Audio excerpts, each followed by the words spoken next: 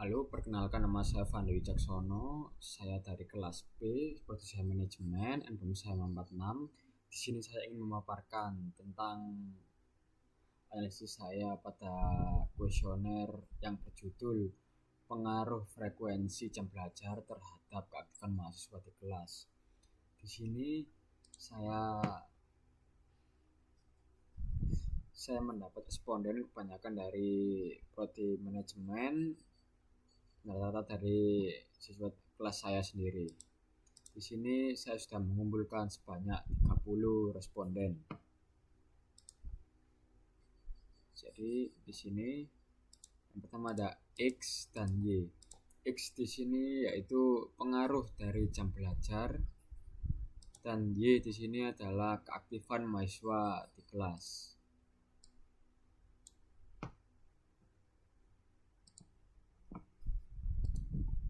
Jadi analisis yang digunakan dalam penelitian ini adalah analisis regresi sederhana untuk menguji pengaruh antara frekuensi jam belajar antara keaktifan mahasiswa di kelas. H0. Tidak ada pengaruh antara frekuensi jam belajar terhadap keaktifan mahasiswa di kelas. H1. Ada pengaruh antara frekuensi jam belajar terhadap keaktifan mahasiswa di kelas. Teknik pengambilan data. Data penelitian ini diperoleh dari kuesioner yang disebarkan melalui Giform pada 30 responden yang rata-rata dijawab dari keluarga mahasiswa manajemen itu sendiri. Berikut pernyataan yang ditanyakan pada kuesioner saya. Yang pertama adalah frekuensi jam belajar per hari. Ini sebagai variabel X, dan variabel Y-nya, apakah kamu aktif menjawab pertanyaan yang diajukan dosen selama program berlangsung. 3. Jenis data. Penelitian ini menggunakan jenis data kuantitatif, primer, serta menggunakan skala Likert yang memiliki nilai 1-5 untuk mengukur tingkat pengaruh keaktifan mahasiswa di kelas, yang dimana angka yang tinggi menunjukkan pengaruh lebih tinggi juga. Yang keempat, ini data mentah sebelum diolah.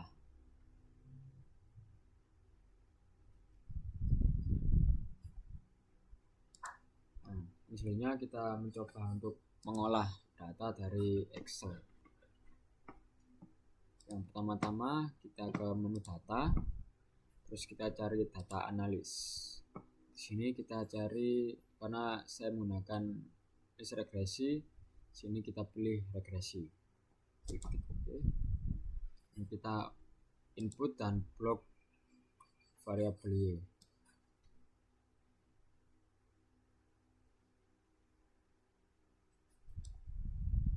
Selesai. Sini kita input variabel X.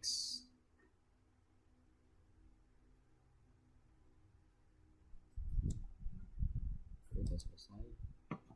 Nah, selanjutnya kita bisa pilih ini labels, output range. Ini jika kita ingin menampilkan hasil pengolahan data pada sidang utama. Worksheet ini jika kita ingin menampilkan pengolahan data tadi pada sheet yang terbaru, kita pilih saja yang utama. Terus yang selanjutnya ada tiga ini.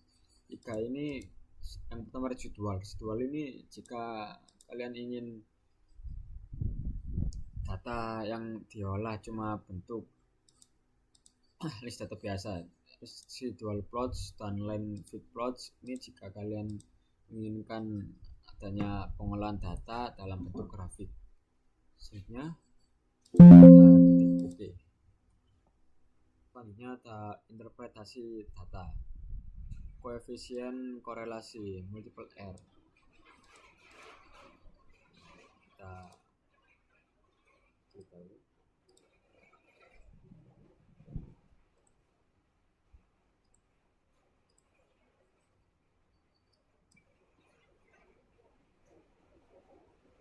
Oke. Koefisien korelasi multiple R. Nilai multiple R sebanyak 0,5035 atau kita berikan jadi 0,504. Nah, nilai korelasi antara variabel X dan Y adalah 0,54. Artinya hubungan ada dan cukup berarti, tapi belum kuat. Yang berarti memang frekuensi jam belajar sangat berpengaruh pada keaktifan mahasiswa di kelas. Selanjutnya ada koefisien determinasi yaitu R square. Nah, R square akan data sebanyak 0,253, kita bagi menjadi 0,254.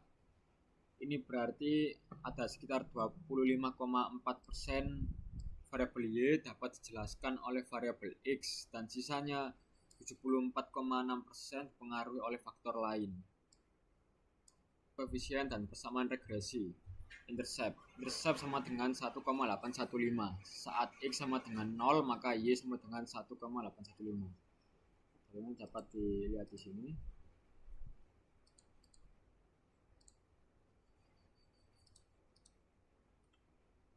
Yang artinya jika frekuensi belajar mahasiswa 0 maka keaktifan mahasiswa di kelas diperkirakan sebanyak 1,815.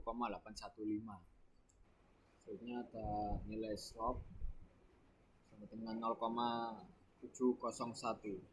Jadi semakin tinggi tingkat frekuensi jam belajar, semakin tinggi juga keaktifan mahasiswa di kelas. Itu value seperti ini mengartikan pengaruhnya signifikan secara statistik. Yang selanjutnya yaitu persamaan regresi. Y sama dengan A plus B plus X. Y sama dengan A yaitu 1,815 plus tambah 0,701 X. A di sini. A sama dengan 1,815. Menunjukkan jika jam belajar mahasiswa 0, maka keaktifan mahasiswa di kelas diperkirakan sebesar 1,815. Yang B di sini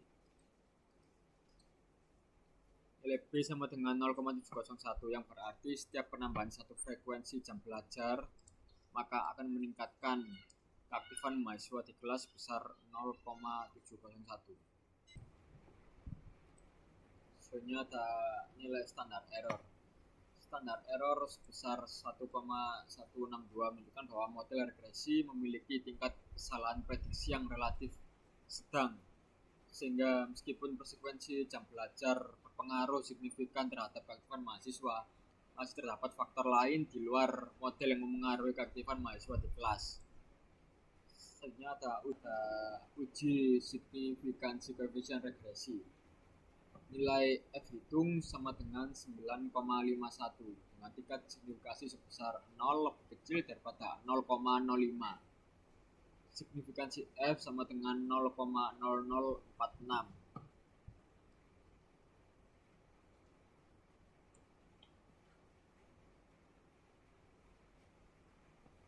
Ini berarti signifikansi 0,0046 kecil daripada 0,05 sehingga kita menolak H0 dan menerima H1 yaitu terdapat pengaruh pada frekuensi jam belajar terhadap keaktifan mahasiswa di kelas.